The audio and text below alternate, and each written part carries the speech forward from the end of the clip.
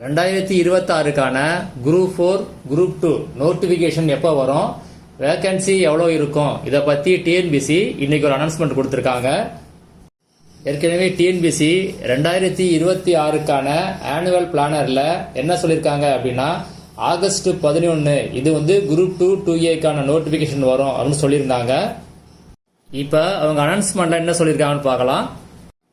TNPSC வெளியிட்ட 2026ஆம் ஆண்டுக்கான கால அட்டவணையில் குறிப்பிடப்பட்டபடி ஒருங்கிணைந்த குரூப் 2 மற்றும் குரூப் 2A தேர்வுக்கான அறிவிப்பு ஆகஸ்ட் 11ஆம் தேதி வெளியிடப்படும். என்னென்ன பதவிகள், எத்தனை காலி இடங்கள் என்பன உள்ளிட்ட முழு விவரங்களும் அதில் இடம்பெறும்.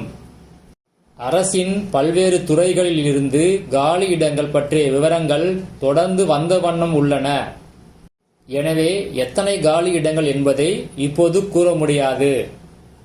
தமிழக அரசின் பொதுத்துறை நிறுவனமான மின்சார வாரியத்தின் கணிசமான காலி பணியிடங்களை டிஎன்பிசி மூலம் நிரப்புவதற்கான முன்னேற்பாடுகள் நடந்து வருகின்றன. காலி பணியிடங்கள் வரப்பெற்றதும் அவற்றின் தன்மைக்கு ஏற்ப ஒருங்கிணைந்த தொழில்நுட்ப பணிகள் தேர்வு குரூப் 2, குரூப் 2A அல்லது குரூப் 4 தேர்வுடன் சேர்க்கப்படும்.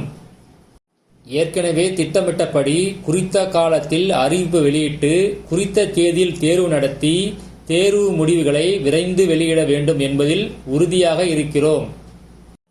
இந்த மாதிரி அந்த அனௌன்ஸ்மெண்ட் சொல்லியிருக்காங்க.